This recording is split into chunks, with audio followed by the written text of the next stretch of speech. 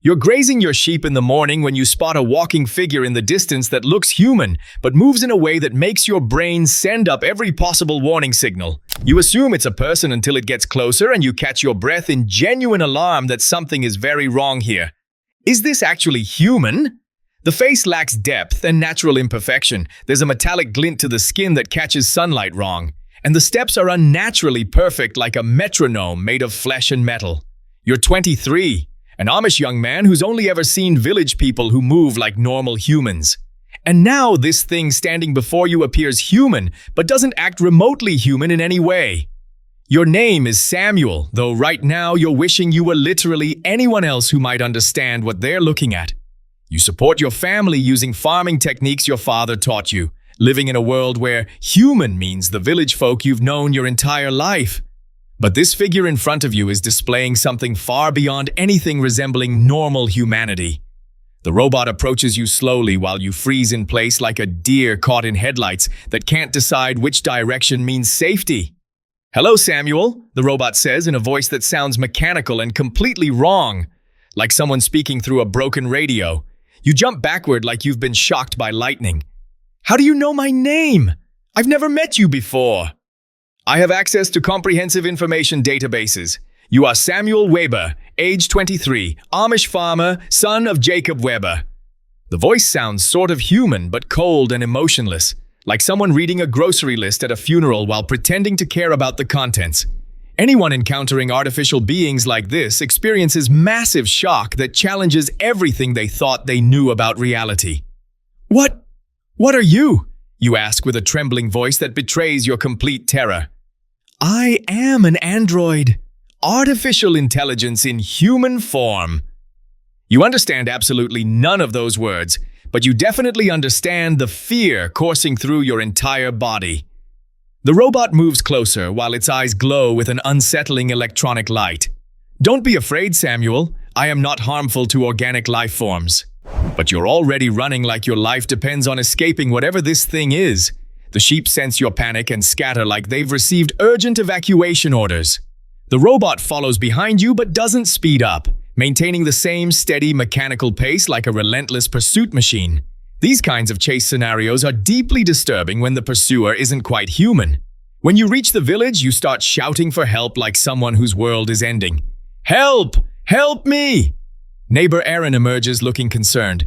"Samuel, what happened to you?" "Robot. Human-looking robot is coming after me." Aaron looks skeptical like someone hearing an obviously made-up story. "What robot, Samuel?" At that moment, the robot appears at the village boundary like a mechanical nightmare, entering peaceful reality. Aaron sees it, and his eyes widen with shock. "Dear Lord, what is that thing?" The robot enters the village square, walking with perfectly measured steps that no human could maintain without looking like a marching soldier. Villagers start emerging from their houses like prairie dogs checking for danger, drawn by the commotion and your shouting. "Who is this strange visitor?"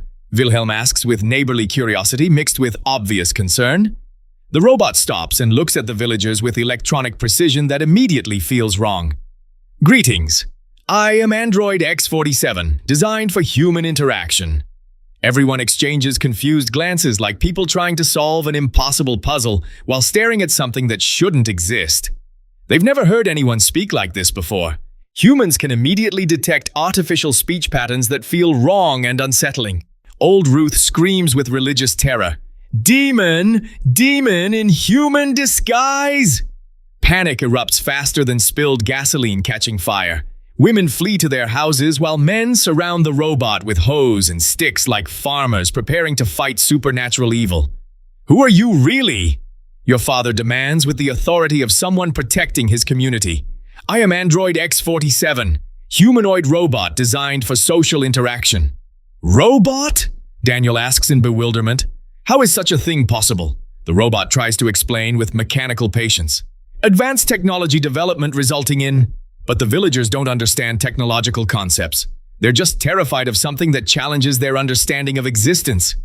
Aaron raises his stick threateningly. "Stay away from us, whatever you are." The robot doesn't retreat despite the obvious hostility. "I am not aggressive toward humans." At this moment, your brother David approaches with dangerous curiosity like someone poking a sleeping bear. Samuel, is this actually a real person? No, David, it's a robot that looks like a person. David stares at the robot with fascination. It looks incredibly human. It really does look remarkably realistic, except for the eyes, which seem slightly too perfect and unsettling. These kinds of advanced technologies terrify rural communities who value simplicity and natural order. The robot suddenly begins speaking with mechanical precision. I did not come here to cause harm to your community. Then what do you want from us? Your father asks with protective suspicion. Information gathering, learning human behavioral patterns. What could you possibly learn from us?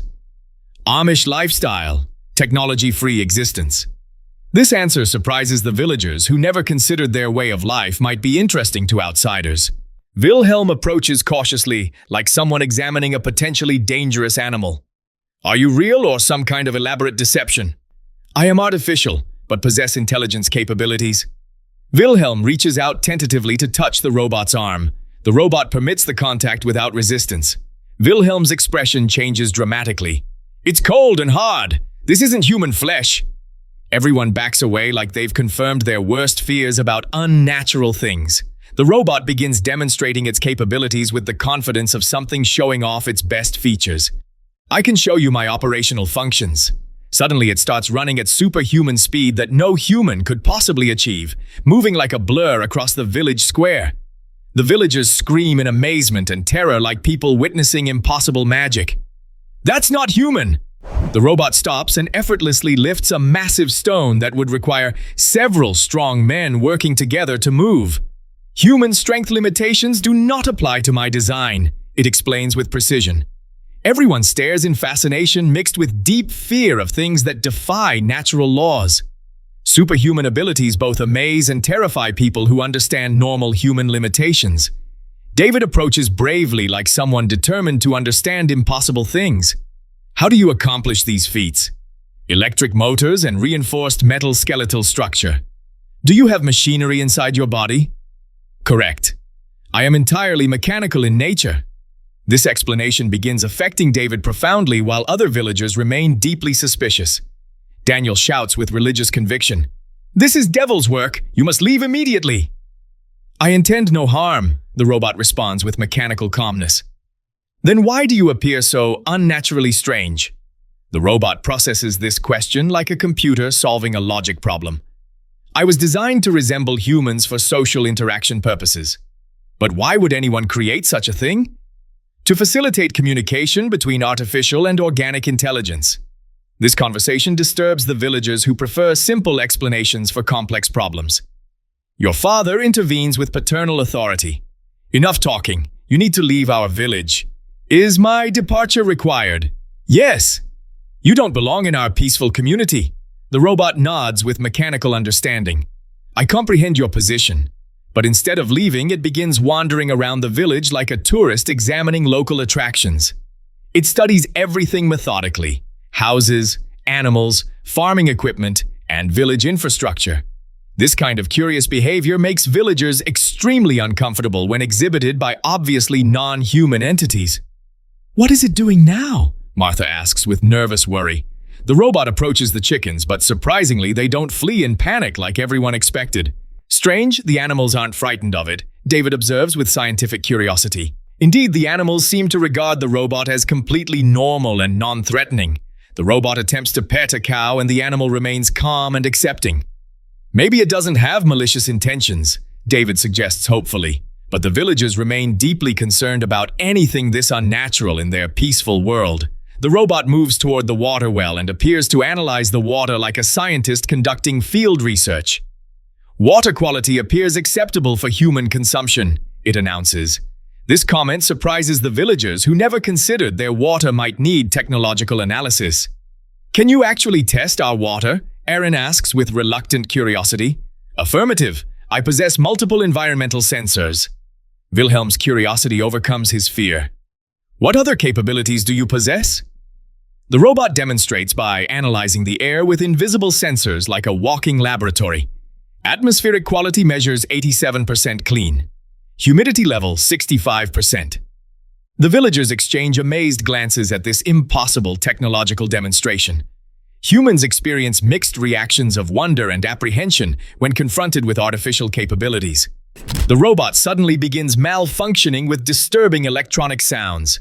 System error. Initiating. Restart. It stops moving and starts trembling like a machine having a mechanical seizure. What's happening to it? David asks with genuine concern for the malfunctioning artificial being. The robot's eyes begin flashing on and off like broken warning lights. Then it stops completely and becomes motionless like a switched-off appliance. Is it dead? Wilhelm asks while approaching with extreme caution. Everyone moves closer carefully, afraid the mechanical being might suddenly reactivate. The robot remains perfectly still without making any sounds or movements. This sudden silence provides relief to villagers who feared the unnatural visitor. Finally, it's gone, Daniel says with religious satisfaction. But you continue studying the motionless robot with scientific curiosity despite the obvious dangers. Samuel, stay away from that thing, your father warns with parental protection. At that moment, the sound of a car engine approaches from the distance like mechanical cavalry arriving. A modern vehicle enters the village, and a technician-looking man emerges like someone who actually understands advanced technology. Hello, have you seen my android anywhere? The villagers stare at him with the confusion of people hearing a foreign language. What's an android? Your father asks with suspicious curiosity. A robot. Humanoid artificial intelligence. The man spots the motionless robot and visibly relaxes like someone finding their lost pet. There it is! He approaches and examines the robot with professional expertise. The battery has completely drained. This belongs to you, Wilhelm asks with amazement that anyone would own such a thing. Yes, it's in the experimental phase. It must have escaped from the laboratory. The man begins repairs with the confidence of someone who builds impossible things for a living. Is it dangerous to humans? Your father asks with community protection concerns.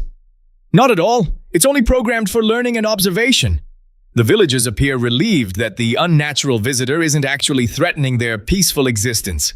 The technician successfully reactivates the robot with modern technological knowledge. The robot comes back to life like a mechanical resurrection.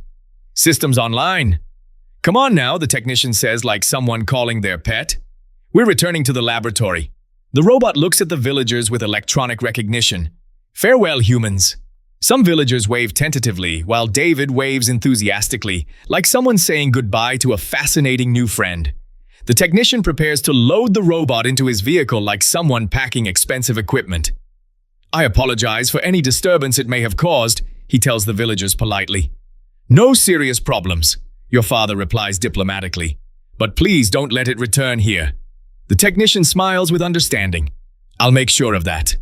The car begins moving toward the village exit while you stare at virtual reality goggles that fell from the vehicle, freezing in place as your mind tries to process yet another impossible technological artifact.